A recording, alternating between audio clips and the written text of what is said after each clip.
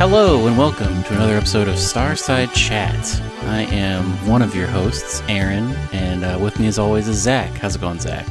Good. I'm excited to hear about your New York trip. We were off last week because I went to NYC to visit my brother who lives there, and I did stop at the Nintendo store, so I have lots to say about that. But I got a New York slice of pizza. I didn't get a hot dog, unfortunately, but I did go to a halal cart. I went to the Met. I went all over. We did a lot of walking. My feet hurt afterward every night.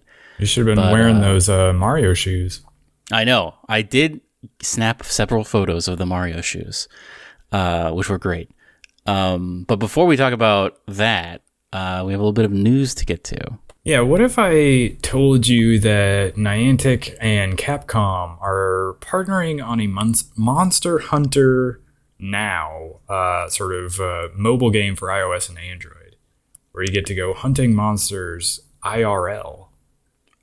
This is interesting. I feel like Pokemon lends itself so well to this because all you're doing is catching things. Yeah. They did eventually add like fighting each other and like other stuff, but I mean, the Minecraft one failed so massively, I think, because they tried to do more weird stuff. And wasn't there was like a wizarding world, there was a Harry Potter one as well. Yeah, there was a Harry Potter one that I don't think caught on in any big way, and there was a Pikmin one that... Oh, that's right. Is that Pikmin one still happening? Or did I think get it shut still down? exists, but I don't think it has much of a player base. But I don't know. I mean, the thing about Pokemon is like there's so much runway with that because there's so many Pokemon. So if they want to add new things to the game, they can just be like, okay, here's another generation of Pokemon you can go catch.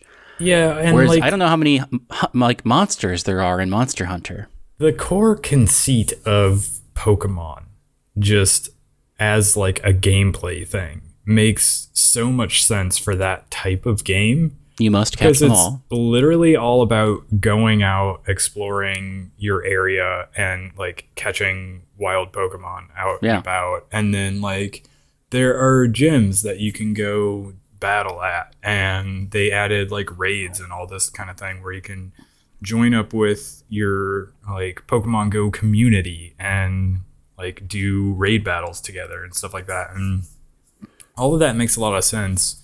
Now, Monster Hunter could do something vaguely similar where you have basically the equivalent of raids, but instead of it being that way, you would have to like group up with people in your community to fight like big old monsters. But I don't know like what the single player component of it would be.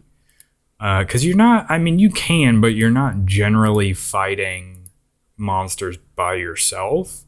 One of the screenshots we have in the article from Gematsu that's linked in our show notes has like a bunch of what appears to be like different resources and stuff. But yeah, I'm curious to see like what it would actually play like. Yeah, because like I've never played a Monster Hunter, but my impression of it is that you find a monster and then you spend a ton of time wailing on the monster to like, you know, just kill it or whatever. Yeah, obviously the battle time would have to be brought down for a game like this. I wonder if it's a thing where like you go to a park and then you just sort of have to like stand around as you battle this thing, or if they are going to reduce the battle time. Yeah, and like, is it going to feel, because like to a degree, like Pokemon raid battles are sort of like you have like, I don't know, however many Pokemon you can use for the battle. And then you're more or less just like tapping to do your attacks, and maybe you'll swipe every now and then to try to dodge, but you're mostly just tapping really quickly to try to... It's not like the most compelling gameplay you've ever seen. But it is fun because you're like out and about and you have like a group of people with you and you're all sort of working together. And so even though the gameplay itself isn't all that compelling, it is like sort of a fun thing to do. I wonder if this will work the same way. Yeah, I don't know.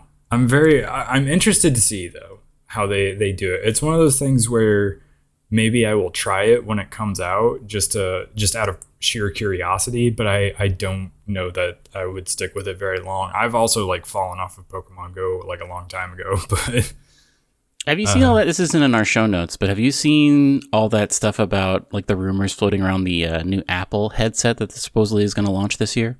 No.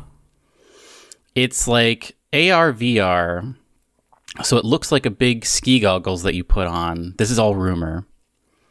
But the most interesting thing about it is it has a dial on it, and you dial like the level of AR/VR you want. So like dialed all the way one way, you're fully in virtual reality.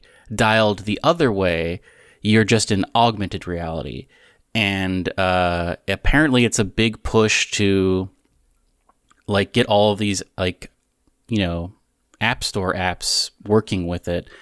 But if I feel like this could give games like this a totally new life if they fully integrate something like even like Pokemon Go, where like the AR actually is working. Like I know everyone I know that plays Pokemon turned off the AR immediately. Yeah.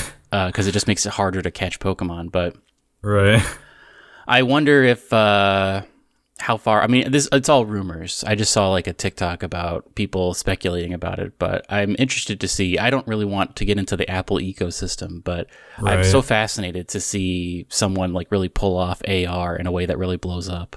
Yeah, I'm curious if they can adapt that so that you can basically get the full experience that I think Niantic is going for with these games. Mm-hmm. So, I mean, that would definitely make me want to jump in. I like you, I don't want to join the Apple ecosystem in order to do that. But like if Google comes out with a competitor, I do think that is like the future of like tech accessories. Like right now we have watches, obviously, but glasses where you have a heads up display is definitely sort of the next thing. So let's talk about this troubled acquisition that's going on. Yeah, so this last week, the UK blocked Microsoft's $69 billion purchase of Activision Blizzard, and Microsoft is appealing it. But yeah, just more and more trouble for this. Like once you think it's going to go through, and you think they've sort of cleared that last hurdle, like something else gets in the way of it. And I guess the main thing was it was about cloud-based gaming. Yeah. So, like, if Stadia was still around, this may have gone through. Yeah, which makes you wonder, Microsoft maybe almost should have, like, thrown some support Google's way just to, like, keep Stadia in the mix so that, you know, they could have completed this purchase. I mean, obviously, this is a more recent thing than, like, Stadia failing, but yeah, Sony doesn't really have quite the same, like they have sort of a cloud thing, but it's not quite where what Microsoft is working with as far as like xCloud or whatever they call it now. I guess it's just like Game Pass Cloud or whatever, but well, we talked a couple weeks ago about how Sony is supposedly going to be maybe thinking about another handheld console, but it's not going to be powerful. It's just gonna be something that gets streamed to, maybe from your console, but maybe also from the cloud. Mm-hmm. But who knows how far away that is, or even if it's true. Well, their handheld sounded more like it was just for streaming, like your console PS5 games as they were running, which they basically already have now. Yeah, but they're just creating a dedicated handheld to do that, so you don't have to use your phone, for instance. But yeah, we said a long time ago, like before Stadia like completely shut down, that Sony should swoop in and like buy all of like the Stadia tech from Google. That would be great. I would love that. Which would have been awesome, but I don't think that's going to happen at this point. But if they had done that, I would bet this deal would have gone through. Now Nintendo, like they have some cloud versions of games that like can't run natively on the Switch, but they like need something in order to maybe to also get this deal to go through. But yeah, I don't know if this is like basically the end of it, or what. But they said they're going to appeal. So, this isn't in our show notes, but talking about Stadia makes me remember, because I famously played Cyberpunk on Stadia. It was a great experience. Mm-hmm. And CD Projekt Red said that they're going to be part of Summer Games Fest this year, and that's where you're going to get your first hands-on. They said they're going to have hands-on previews with that DLC they've been working on. This is just called like Phantom Freedom, or I don't remember what it's called, but the one with Idris Elba in it. I can't believe that's not out yet. It seems like Cyberpunk came out so long ago now. It is crazy how like the gap between it. Because I don't know, Cyberpunk has had such a weird life because it came out and for some people it was unplayable, and then they had sort of like a relaunch on next gen consoles. But I don't know, it's weird. I'll be interested to see how robust this DLC is. I never pulled my data off of Google, so if I want to play it, I would have to start a new game on like PC or something. But you could still play it on. Where did you play it on originally? PlayStation? I played it on PC. PC, yeah. So you could still jack into the Matrix. I could, and I probably will once that comes out. I'm bad about DLCs though. I don't play very many DLCs. At least not anymore. I used to be better about it because I think I bought less games, so I just like would play the ones I had a lot more. But yeah, it's typically difficult to get me to jump back into a game, especially one that it's been so long since I last played, because you almost feel like you have to relearn the game a little bit, but yeah, you're just kind of like jumping in, trying to hope you remember where you're at and what kind of build you were working with and all of this. And how did you see, oh man, who was it? This is a show of things not in our show notes, but, was it Steam that introduced, somebody introduced like notes? Hold on, let me look this up. Yeah, Steam has a new notes app. Really? So basically you can like leave yourself notes in a game of like what you were doing. The example here, I'll post it. I'll actually put this in the show notes. I saw this and I was like, man, this is like a really good idea. Notes. I'll put right here. But it's good for, like, I could see this definitely using, like, if I was, like, playing Skyrim or something, and then I was like, well, I'm not going to play this for a while. I will leave myself some notes in the game to tell myself what I was doing. Great for things like Stardew Valley as well, or just, like, very long games where if you do take a break, you're sort of like, well, what was I doing? But a very cool idea, I think. I mean, I used to do that back in the day when they actually shipped games with manuals and they had like the little notes section in the back, or I would just like write stuff down on like a note card and stick it in the box. And that's a good idea. So I could remember, okay, save whatever number is about at this point. And so I can know that if they dropped a DLC, I could be like, okay, I can load this save and this would be a good spot for that or something like that. But it's a shame they don't have manuals with little note sections, but now I guess they're coming up with a different way to do that, which is interesting to me. But I wonder if the next Nintendo console will come with a manual. It will come with some sort of digital manual, maybe. So this news, Nintendo is supposedly hiring engineers for current and next-gen platforms. Nintendo Life was reporting this last week, which we already knew, I guess, that Nintendo was basically already working on whatever the next Nintendo console would be. So it's not necessarily news that, oh, they're working on the next console, but it is interesting to hear. I mean, I don't know what they mean by current Nintendo platforms, like what's an engineer doing for the Nintendo Switch, but they could be helping to build the next Nintendo platform, the Switch 2.0, I hope.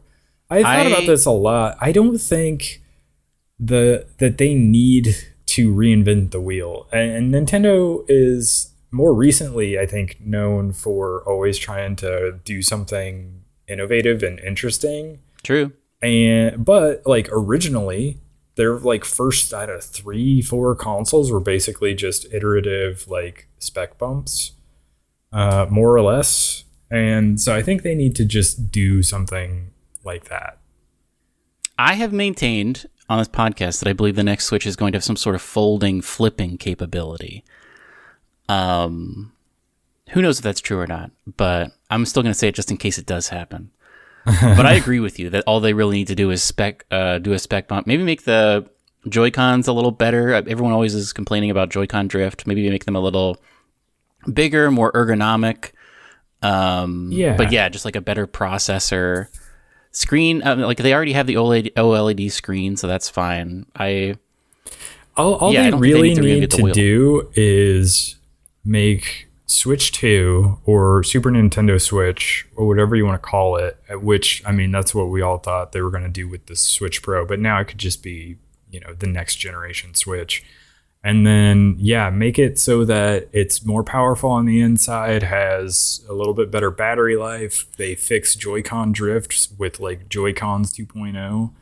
And but make it backwards compatible so you can still play your old Switch games, and maybe they'll run at like a better frame rates or whatever. And like port Nintendo Online straight over so that all your saves carry over, and basically all you have to do is sign in and you still have access to all your stuff. Don't like make a new iteration of virtual console, where you keep having to buy new games or whatever. Just like, or they have to, port the stuff that was running on Nintendo Online on the Switch to like a new thing. So you have to wait for them to do all of that. Like, just port everything over. Just keep it as a platform at this point. And I wouldn't even hate it if they made it so all of your first gen Switch accessories were usable on the next one, but they had like obviously this Joy-Cons 2.0 that were better. Yeah. In some way. And if they did that, I would be happy. And if they made it so that the dock could maybe like upscale to 4K and not native 4K, because I don't know if that's realistic, but yeah, if it could upscale a little bit, that would be a fine upgrade, I would think. But they could learn a lot from, I mean, they made such a big deal out of HD Rumble. I remember watching that guy with like shaking around ice cubes or whatever. Do you remember that demo they did? But they could learn a lot from PlayStation. Here's something else I did in New York City. My brother has a PlayStation 5, and so I finally got to use a PlayStation 5 controller. And it was great. Those triggers are really impressive. Yeah, I've said it for a long time. The DualSense is probably my favorite controller just because of like the haptics and the adaptive triggers, and like it has motion control. Like it's way more advanced than the Series X controller, even though I do like the Series X D-pad better. And like people can argue back and forth about whether they prefer offset joysticks or inline joysticks, but tech-wise, the DualSense is just the most next-gen thing about the new consoles. It blew me away when I played with it. Did you play Astro's Playroom? I did that, and I also played around with my brother. I guess they put Control on PlayStation Now a while ago, and I was like, let's check out Control. He had never played it, and it also, PlayStation super fast. It downloaded in like 8 minutes, the entire game, or at least became playable in 8 minutes. Yeah, PS4 has exceptionally slow download speeds. But that also had a bunch of PS5 upgrades. Like I could, when she was walking around, I could feel her footsteps in the haptics of the controller. Yeah. And like, unfortunately I didn't get to use like all of her powers or whatever, because we just played the first 20 minutes or whatever. But shooting the service weapon, or I forget, is it called the service weapon? That felt great. I'm sure every mode of it felt a little different on the haptics, but that and Astro's Playroom were just like, also Astro's Playroom is just a really cool, beautiful game, which I loved to see. I know. It's very, very good. It's a lot more game than you think it's going to be, because you're like, oh, this is just a tech demo, but it's actually like a nice little like 3D platformer that I think me and everyone else is like, if Team Asobi just wants to make a full version of this and release it, I would have no problem paying like 60, $70 for that. Yeah. 70 in the new world. Yeah, it is unfortunately 70 in the new world, but yeah, I do think it would be great if Nintendo tried to maybe borrow some of the ideas that Sony implemented into the DualSense into whatever like their next, even if it was just the Pro controller, because I don't know if you could necessarily get everything that the DualSense is doing in a little Joy-Con. Yeah, you'd have to really beef up the Joy-Cons. But if that wouldn't be a bad thing, made though. a Pro controller that could, justify its like $70 price point or whatever it is, I would say that would be very, very cool. We'll have to see. In the meantime, we'll be doing something in August that'll be not Nintendo related. Do you think you will pick up Armored Core 6 Fires of the Rubicon? I don't know. Mech games to me always... I played mech games back in the day, very, very long time ago when I was like in elementary school maybe. And all of those were super slow because they were trying to imitate like, oh, you're in a big like metal vehicle. So like obviously everything's going to be slow. So I maybe have bad connotations of that because everything was just so slow. But this looks like it's super fast. I don't know. It doesn't look that appealing to me, but I don't know. How does it look to you? I mean, you're now like a From guy. I'm only sort of a From guy. I've been back and forth because I did love Elden Ring, but I tried to play Dark Souls Remastered, and for whatever reason that game was not doing it for me. So really? I don't know. I'm a little bit back and forth. Plus, there have been other games that are like, oh, this is like a Souls-like game. I'm like, oh, I can definitely handle this now, and I like also couldn't get into it. So I don't know.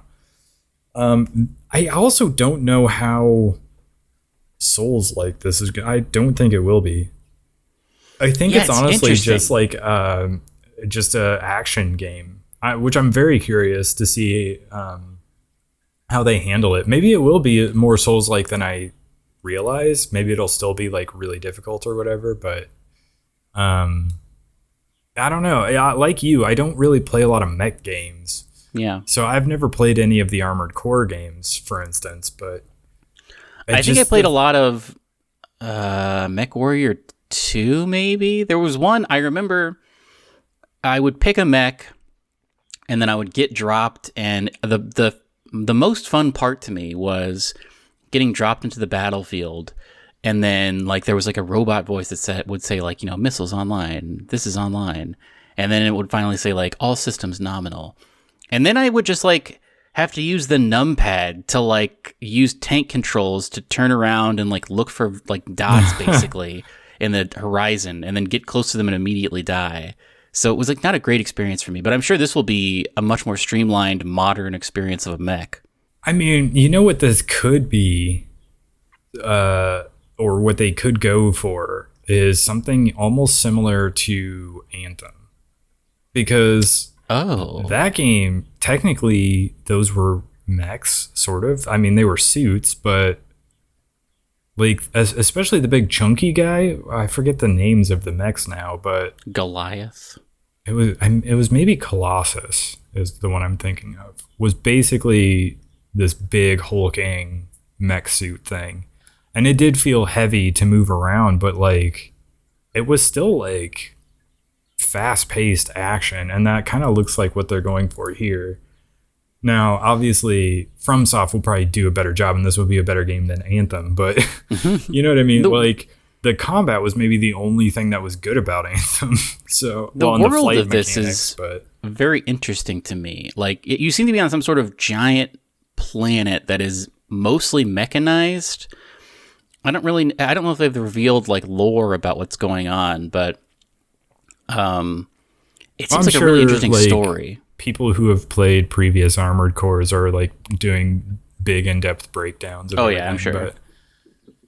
But yeah, August 25th is when this comes out, and I don't know what else is on the docket for August. Let me see if I can pull this up real quick. What's the new release date for Starfield? Isn't it September something? Yeah, it's September. September 12th? Oh, Sea of Stars comes out August 29th, so like days later. And then it's Baldur's Gate 3 on the 31st. So you've got Armored Core on August 25th, Sea of Stars August 29th, Baldur's Gate 3 on August 31st, and then Starfield on September 6th. So like not long after. Yeah, Starfield might eat that. Eat the lunch of that. It might. I don't know. Especially since I don't have a history with this series, it might be a tough one because I for sure I'm playing Sea of Stars and for sure I'm playing Starfield.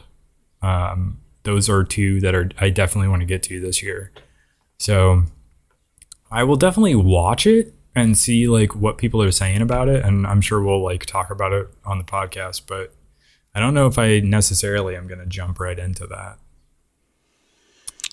Zach, you texted me yesterday, I think it was yesterday, that they're making an animated TV show based on vampire survivors.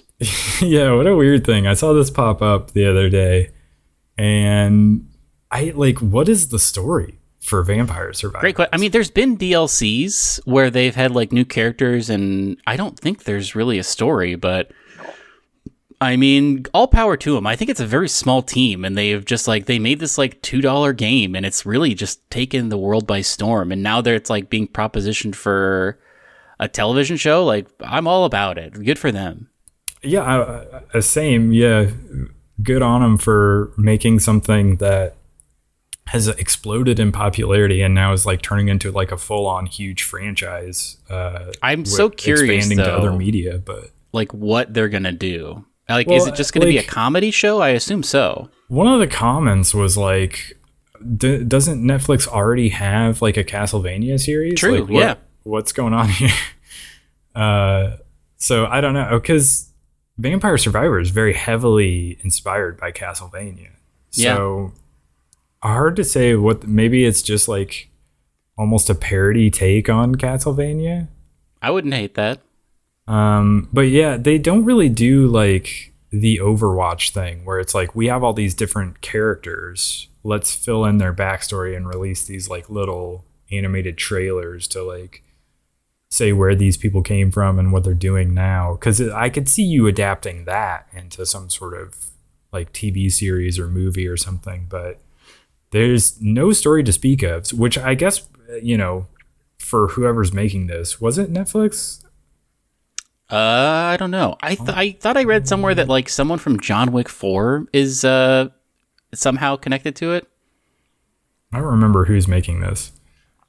Oh, the project is going to be shopped to network buyers, so they don't even have like a distributor at this point. They're just making the series. Okay, but I mean, because it doesn't have a story, you're basically just, you're free to do whatever you want with it and then just slap that Vampire Survivors name on it and you're going to have people show up. So that's how execs think, man. Like Hollywood execs is just like, all we need is the IP, the recognizable IP, and then that'll make us the money. Well, so but the problem with most properties when you do that is that there is a story and there is like established characters. And so when you start just doing whatever you want with that, people get mad about it because they're like, no, this is not what I know. Yeah. Vampire Survivors, you might be able to get away with that, but I don't know. Well, you know what I know is Hollow Knight. You do like Hollow Knight. Love Hollow Knight. Still no word on Silksong. Speculation is it's not going to hit that year date they set out when they said everything's going to be released within a year. No word if we're going to see any appearance of it in June. June 14th or 16th was the day, I think, that press conference happened. Who knows? There's a guy, multiple accounts. There's like a YouTube channel that posts daily called Daily Silksong News that has not had anything to do for quite a while. There's a guy who's like learning mathematical formulas on the Silksong subreddit, one every day until Silksong is released, and he's, I think, a genius now. But here is some Hollow Knight news about the original game. A fan community has made Hollow Knight Vocalized, which has been in alpha for a long time, but they've just released it. It is a mod that you have to use a special launcher. I guess there are like third-party launchers for Hollow Knight to like load in mods. There's a big modding community for Hollow Knight where that adds like multiplayer and other things like that, or like things that allow you to have custom items and badges and things. But Hollow Knight Vocalized adds what am I trying to say? Not reading. It adds a voice cast for every character, every interaction you have, even like item descriptions. Have English vocalization. I think it's just English right now. But if you ever wanted to play Hollow Knight and hear everyone talk at you, now you can do that. They should almost add this just as an option in the settings menu of like the actual full release. It would be cool. I have not checked it out at all, and I probably won't, because I like the very minimalistic, like weird bug talking that is in the original game. Mm-hmm. Every character says like a bunch of nonsense, but they say it in a very beautiful way. But this is cool, and I like any kind of Hollow Knight news we'll talk about on the show. Still no word on Silksong. Yeah, wasn't there like a Nintendo indie show, or maybe it wasn't even Nintendo recently? Yeah, there was an Indies. The day that I got to New York, there was a Nintendo live stream, and I was worried. I was like, man, this is going to happen while I'm on the plane. But no sign of Silksong. So probably our next maybe is, I mean, Jeff Keighley, I feel like I've said this many times on the podcast, he has his finger on the pulse of what people want. And he knew that people were very interested in Elden Ring, and he got that. Like that was a good Keighley get. You know, he was able to reveal that. So I feel like he's aware that people are very interested in Silksong. That's something he knows would be a good get for his show. So could see it at Summer Games Fest. Who knows? I guess we'll see. I forget when that's happening. It's I think it is in June, I believe. So that would be within the 1 year, right? So maybe it is a hot drop. It could be a hot drop. I've speculated to you many times that I think that they know what they have, and they know they can sell crazy collector's editions of this. So I would think that they would do a physical release, but they could also just hot drop it. With a lot of indie games, they do those physical collector's editions, but they don't always arrive at launch. A lot of the time, the digital version is what you get out of the gate, and then eventually they start releasing physical editions with like the collector's versions that are more expensive and have a lot of extras. I don't remember how that played out with the first Hollow Knight game. I almost would imagine that it happened where it started as a digital copy and then eventually... it was famous. It was a Kickstarter game. So did it launch with physical copies then? I don't think so. I think it first launched on PC and then eventually came to consoles. So yeah, I mean, it could play out in a very similar way. And so it could still be a hot drop that eventually gets like collector's editions, but... We'll see. Well, I will probably still be hip deep in Zelda by mid-June. And people have been playing Zelda. Before we talk about that, let me briefly talk about my trip to the Nintendo store at NYC, because it kind of leads into the Zelda coverage. Perfect. One of the things, as I want to do whenever I have a vacation, I usually will make a spreadsheet in Google Sheets and then share it with everyone who is included in the vacation. And then we can put ideas and kind of map out what we want to do. A fun little pre-vacation game we can play together. And one of the things I wrote that I wanted to do was visit the Nintendo store at NYC. So we did that, I think, on Thursday or Friday that I was there. And it was very cool. Here's something weird. I don't think you can buy games at the Nintendo store. Really? They only have merchandise. Huh. So I guess that's probably similar. Like, I would bet that the Disney store probably doesn't actually have any like physical copies of movies that you could buy there. I might be wrong, but I would bet it's a similar thing. It was pretty cool. The first floor was mostly just like displays. Like, they had a display. They have a big Bowser that you can stand in front of. They had, obviously, Mario's boots, which I took pictures of. They had a Luigi, but the Luigi figure was like the big statue of Luigi was like not accessible. Like, there's a little alcove where there's an elevator and a stairs, and they sort of put him in that alcove where it's like not readily accessible. So I couldn't take a picture of Luigi. There's been Mario. Upstairs, there is a full-sized Metroid Prime, like, Samus helmet that you can buy for, like, $15,000. Really? There is a Link statue. Seems to be, like, Twilight Princess era Link. There's a Pikachu you can take a picture with. There was a corner of the store that was covered in, like, plastic sheeting. It seems like it was under development, and I am betting that is the Tears of the Kingdom section that they're currently building. But it was very cool. It was a cool vibe. They had a big wall that you could play Mario Kart on. You could just like walk up and play Mario Kart with other people in the store. A bunch of fun merchandise and like plushies and stuff. A crazy thing about the Nintendo store is it's like directly adjacent to 30 Rock, to like that big square with that golden statue where people ice skate, you know? Mm-hmm.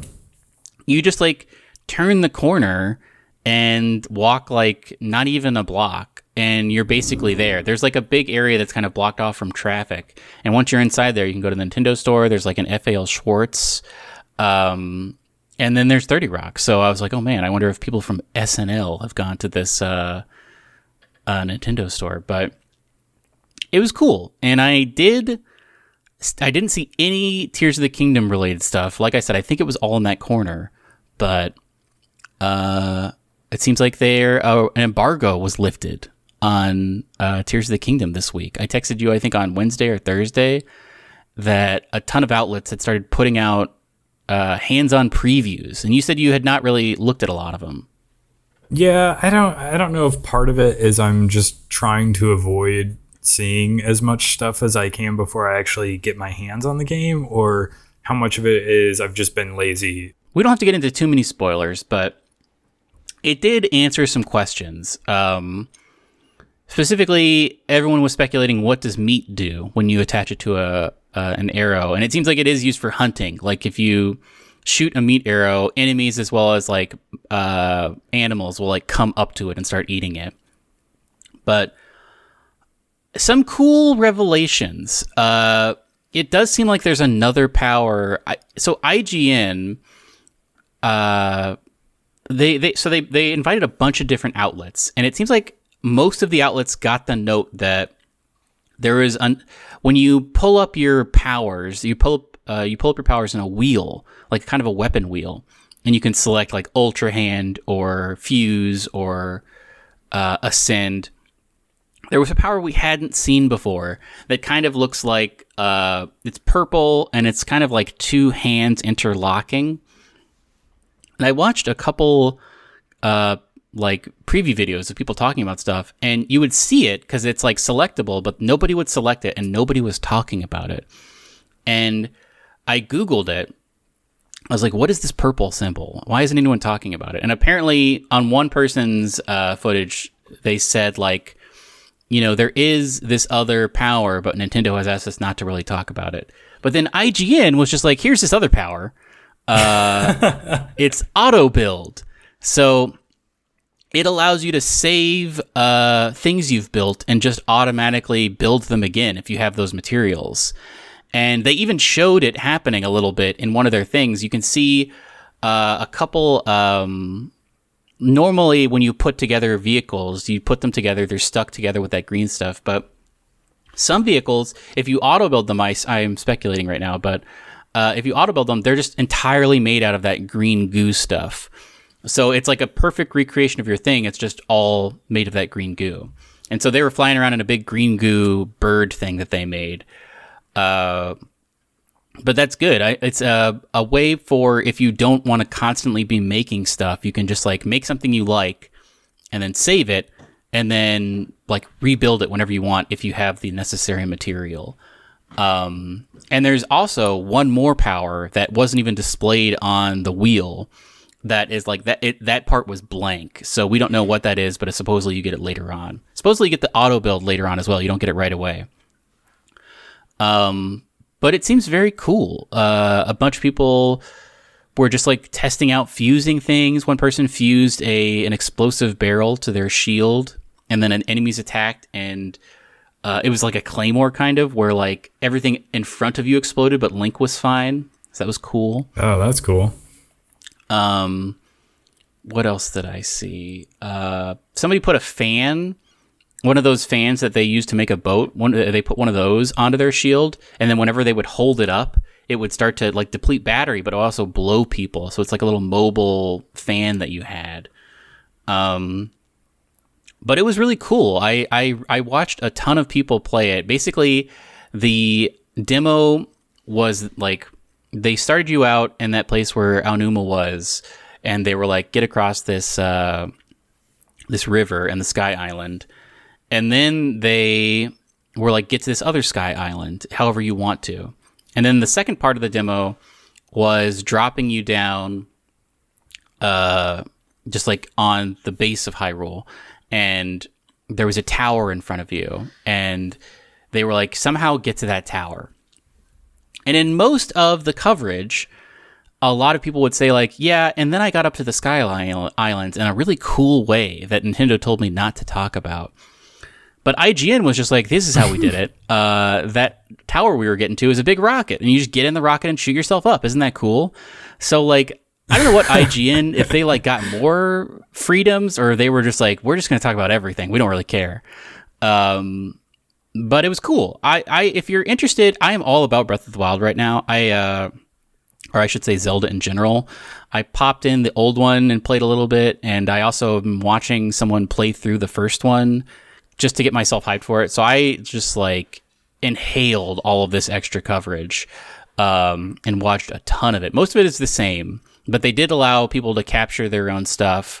So there are variations on things. Very interesting. And my hype levels are through the roof for Tears of the Kingdom.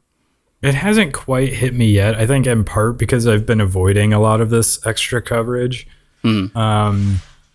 But I know like it's coming up very soon at this point. It's true. And it's one of those games that like right now I'm trying not to like get too antsy about and think too much about. But like I know once it gets here, like it's all I'm going to be playing for like the next several weeks until I finish it. But it's one of those things where it probably will be more of the first one with some new interesting things they've added.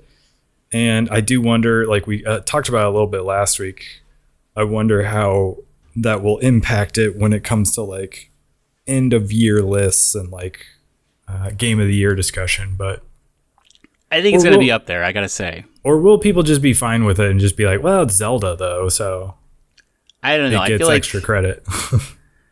I think it's going to be great. Zelda, I was like re-experiencing the first one through someone else's eyes. The Breath of the Wild, I should say. In these YouTube playthroughs I'm watching, it's just like I don't know. They've really nailed this this iteration of the game where it's like sandbox and physics fun and stuff. And I feel like I'm so curious. I think there are multiple dungeons. Here's another thing. Somebody was playing and they said they opened what they thought looked very much like a dungeon. There's a door they could go through, and the Nintendo rep was like, hey, "You're not allowed to go through that door." So I don't know. I feel like they've had so much time, and they had they already have the map, and they have most of the systems. Obviously they had to create these new systems, but I feel like there's going to be way more story in this one. And it's going to be, I'm so excited for it. I'm very excited for it. I'm excited for it as well. I just am avoiding a lot of the additional coverage. That's, I think, a good thing to do. It is going to be very fun to experiment and see what's possible. Very excited for that. Yeah. Should we talk about games out this week? Yeah, so there's actually a lot of stuff that came out recently. Maybe the biggest one was Star Wars Jedi Survivor. However, that game appears to be sort of broken out of on the gates. PC for sure. Not just PC. I thought they released a statement about the PC version. Well, they probably did because it's probably worse on PC. But even the console versions were impacted. I think the PS5 version is maybe doing a little bit better than the Xbox version, but from what I hear, it's pretty bad in terms of like you run into frame rate problems and like, you know, dialogue and cutscenes and all of that are even impacted by like performance issues and just people are having a really rough time with it. But if you're able to like get through some of that stuff, people are enjoying the game.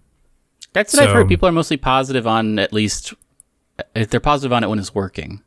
Yeah. I watched Shroud play some of it the other day and he was like, yeah, the performance stuff and like some of the technical issues are annoying and that's a problem and they need to fix it. But like he was like, I can totally understand why outlets are giving this like a 9 out of 10 because he was like totally into the actual game and the story and all of that. So yeah, it's one of those things where I'm sure it'll get fixed in time and it'll be fine. But for now, like you're just kind of a little bit shaking your head because you've seen this a lot where you just like maybe if you just pushed it back a little bit, just like a few months, maybe even this game probably could have launched in a perfect state and would have been closer to a 10 out of 10 instead of a 9. But I don't think curious. I will play it because I didn't play the first one and I don't know. I'm not really that into Star Wars anymore.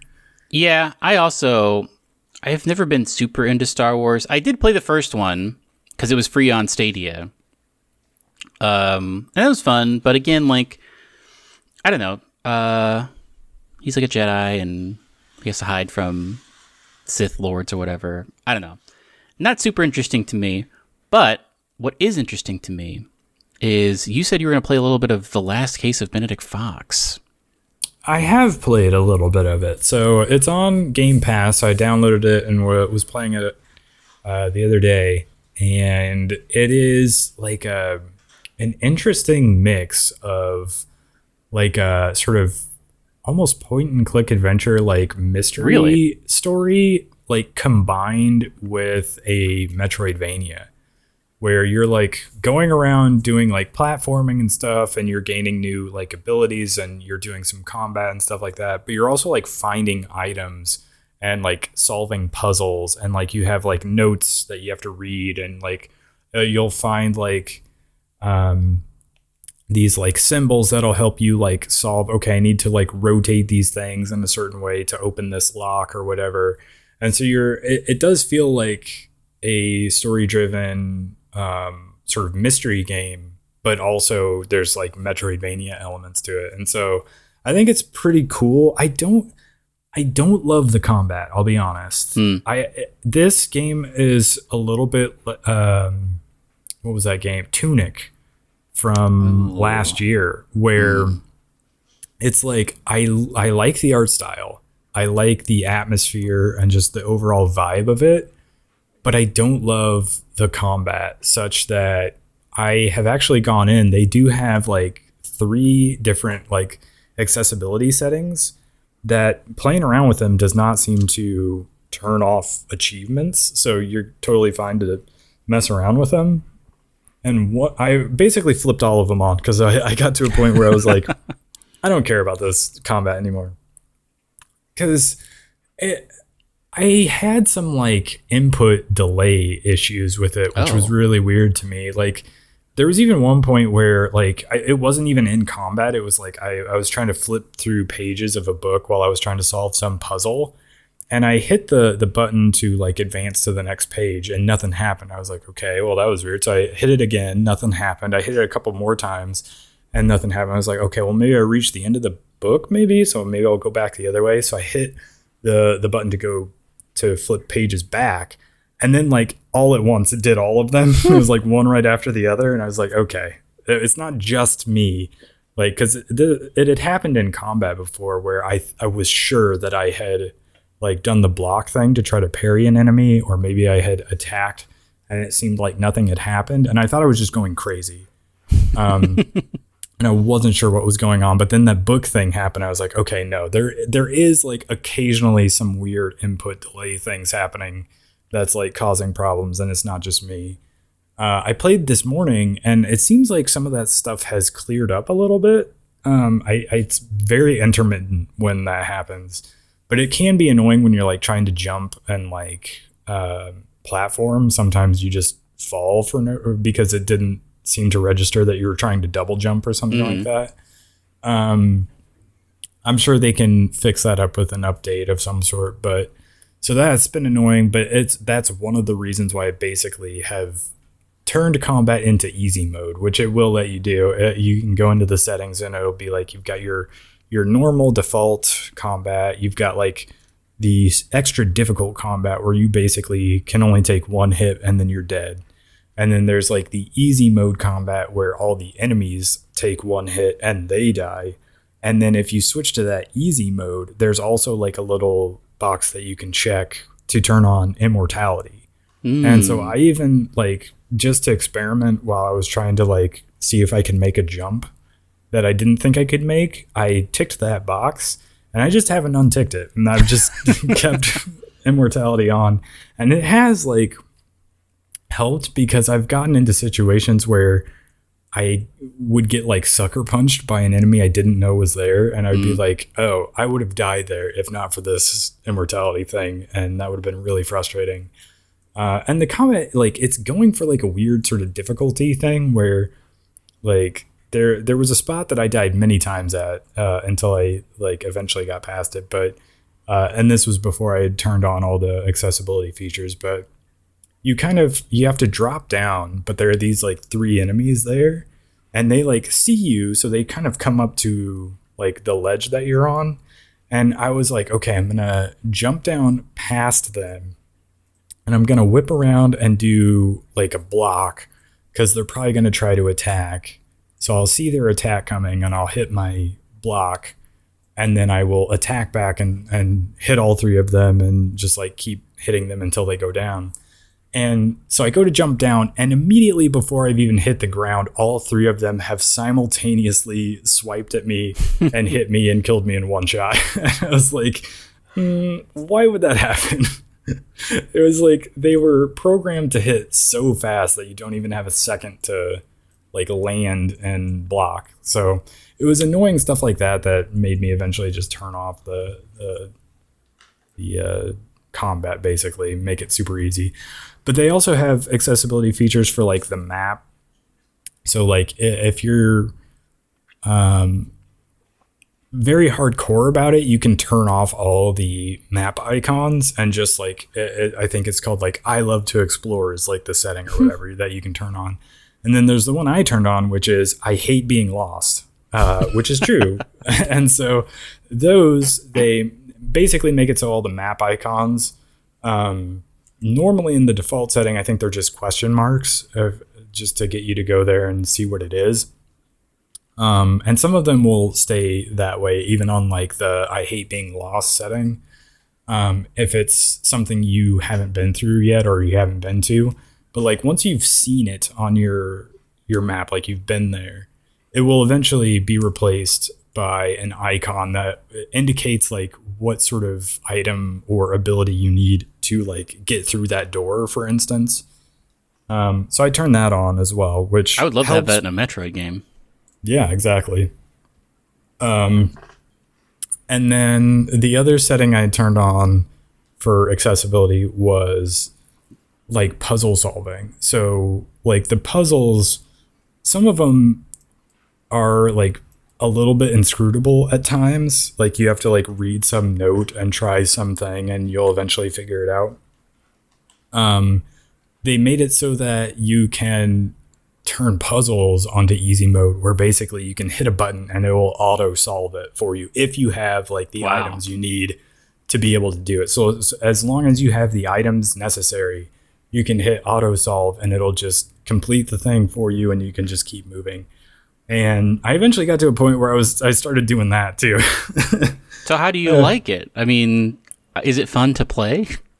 I mean, I think the story is interesting, and I do think it's fun to like explore and find stuff and level up. But I was frustrated with the combat, and the puzzles I think were interesting to me at first, but they get a little bit harder to understand.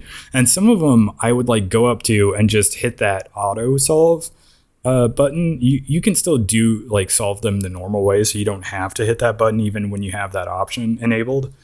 And so I've solved some puzzles that way too, but like you can also like go up to them and hit that auto solve thing, and it'll like solve it, and I'll be like, wow, I had no idea that I had the item necessary or the knowledge to be able to do that. So like I don't know how I was supposed to know I could do that, but I guess I could. And so every now and then I'll just check them by hitting auto solve and see if it works or not. But I'm just kind of so on it, to be honest. I like I said, it's sort of this year's Tunic for me, where there are things I like about it and I think it has sort of had potential, but there are things I don't like about it as well. Yeah. Little frustrations like that. Also, I found the game by default is in quality mode, and you do see a lot of like frame rate hiccups when you play it that way. And so I switched it to performance mode, and don't seem to notice any difference between the quality of the graphics, but the frame rate's smoother, so I like it that way. But the first time I did switch it over, the game froze, so I had to close it and reopen it. Oh, wow. So it does have some problems, but overall, I am leaning towards positive on it, but I don't. That's good. But yeah, it's worth checking out, I will say that much. A good Game Pass game. Yes, a very good Game Pass game if you have Game Pass. What is After Image? After Image is another Metroidvania that I have not played, but it did just come out. This was, I think we talked about it at one point, but it looks sort of anime art style. But yeah, as side-scrolling Metroidvania. I don't have any impressions on it since I haven't gotten around to playing it yet, but it's one that was on my list of games that I might pick up at some point to play, just because I'm into Metroidvanias, and this one looked pretty good. Do you think you'll play Advanced Wars? Maybe at some point. I have not picked it up yet, in part because I wanted to play Last Case of Benedict Fox, but also I've been playing a lot of Battlefield 2042 still, so I haven't made time to play Advance Wars. The thing I kind of like about Advance Wars is people are comparing it to like Fire Emblem, which I really enjoyed. So if you enjoy that style of like tactics-based gameplay, then this might be something you would enjoy. But it doesn't have like the characters are pretty disposable, you know what I mean? Like you're using like tank units and foot soldier units, and so you're not like forming a bond with them and doing much in terms of story the way you are with Fire Emblem. So I don't know necessarily if this is a game that I would like as much as Fire Emblem, but it is like modern military versus like fantasy, hack and slash type of thing. Mm-hmm. Did you have any interest in it? Not particularly. As far as these types of game goes, I think I'm more into that Metal Slug game that's eventually going to come out. That's more like XCOM-y. Yeah, that's a good point. I didn't think about it in context of this, but that's a good comparison. But this one just seems a little bit too... I don't know. I also don't love the graphics in this. Like they went for this 3D style that I think just is not going to age well. I guess I don't, for comparison's sake, I don't have a side-by-side in my head of what the Game Boy Advance version looked like versus what it looks like on the Switch. But I don't know. I don't hate the look of the game, but I understand why people are not into it, but something I think will age well though is the whole vibe of Shadows of Doubt. Have you seen this game? I have not. What is this? This has been on my wish list on Steam for years, it feels like. I don't remember where I first heard about it, but it's very cool. It is, if you're into like Deus Ex, but like old school original Deus Ex, this is something that's going to pique your interest, I think. It's a totally procedurally generated city, and you're a detective in it. And so you have to solve crimes in this procedurally generated city, but it does not hold your hand in any way. Like, you have to come up with the solutions, and it's possible to like follow red herrings for a long time and just that lead to nowhere, because every person has a job, has a house, has a routine in this big city, and within it, murders happen, and you have to figure out what's going on. And it's very cool. It's very cool to look at. The idea is very cool. Unfortunately, the one thing that hasn't made me pick it up yet is I've heard that since its launch, it is in early access, and they're targeting like 6 or 9 months from now, they're going to have like a 1.0. But it's apparently a little buggy right now. So I'm going to hold off for a little bit and then eventually play this. But I am so excited to dive in once it is like fully functional. A good person to hear talk about this is Leo Vader on the MinMax show. He is someone who's like very into like systems heavy games, and this one is like very much his jam, where it is something where you have all this emergent gameplay because they have all these interlocking systems that just work together until they break due to early access. But I'm very excited to play more of this game. I've followed the dev on Twitter for a long time, and he seems like a nice guy. It's getting very positive reviews. There's like over 1,000 reviews now, and it's sitting at 90%.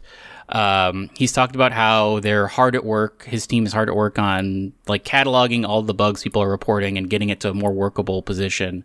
But if you love original Deus Ex, or just like weird mystery games, or like, you know, very systemic, like even I would even point to like Breath of the Wild style, sandbox style things, definitely this is one to check out. It's on sale right now until May 4th for like 20% off or something. So is it you said procedurally generated like crime stories basically? Yeah. So does that mean like if you and I were both playing the game at the same time, we would have wildly different stories? Yeah. And it's I guess there's an end game. Like eventually you retire. It's set in this like dystopian future kind of, where there's a place called, I think, like the Valley or the Hills that you're like trying to save up enough money to get to.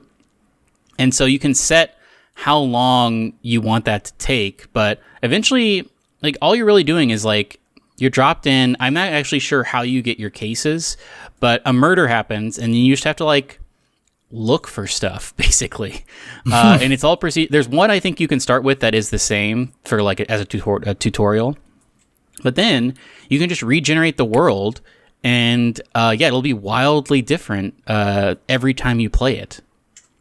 That's crazy. The art style is like interesting to me because it's like it is going for sort of a noir look, but it's like very like blocky textures. Almost looks like cloud punk to me.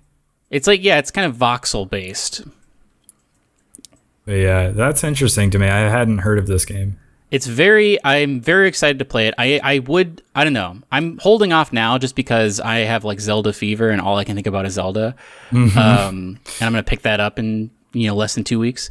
But I am excited to revisit this sometime in the summer when I have a bunch of time and like they've patched a lot of the bugs in it. So when I do play it, I'll report back and let you know how it is.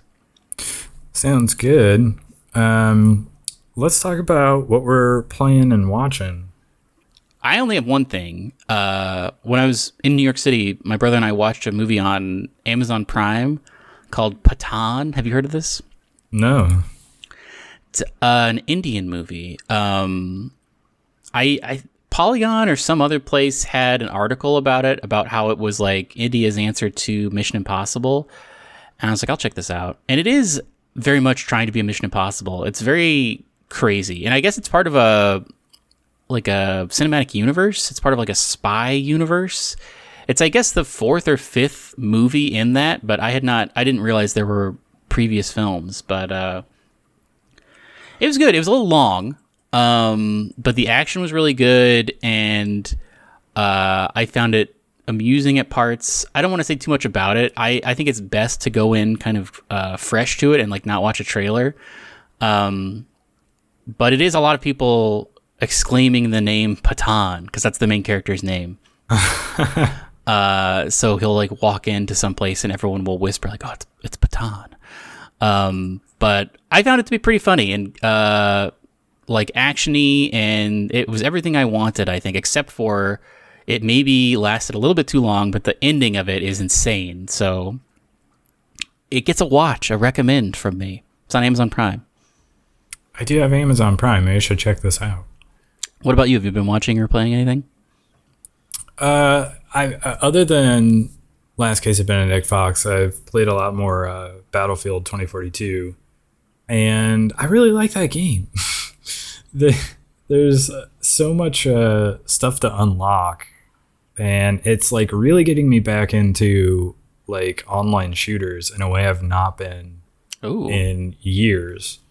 And I think some of it is because it's sort of rekindling that enjoyment of like, you know, as you level up, you'll unlock a new weapon or class of some sort to use. And I really like the changes they've made to this particular iteration of Battlefield, where it's not just the classes. You have like the different specialists, and they have different abilities within those classes. And so their kit will be a little bit different, but also it like makes some nice quality of life improvements where like in previous Battlefields, if you wanted to play like an assault class, you would not be able to use like a marksman rifle, for instance, or if you wanted to use like a submachine gun with a sniper or recon class, you couldn't do that. But now you can use any weapon with any class, but you get like a bonus if you use a certain weapon with a certain class. They get like a sort of, you know, ability bonuses for using a certain class of weapon. And so it's just been fun to play and try to unlock everything. They had this mode. It's not, they must have taken it out and whatever the weekly update was, and maybe it'll come back around again in a week or two. But there is a mode called Rush XL, where it's basically a game of Rush, where you have one team attacking and another team defending, and you're supposed to like battle over these two objective points. And if the attackers are able to get in there and set a charge on them and blow them up, then the map sort of Levolution style moves back, and like the defenders have to fall back and the attackers can move up. And then you battle over another set of devices, and you do that maybe 2 or 3 times before the match ends. But because this is an XL version, there's like double the amount of players on it. And so it was just like extremely chaotic, but in like the best possible way, because there was like so many people on both sides just like battling at like sort of the point of attack. And so it was very easy to like rack up these insane multi-kills and feel like you were very good at the game.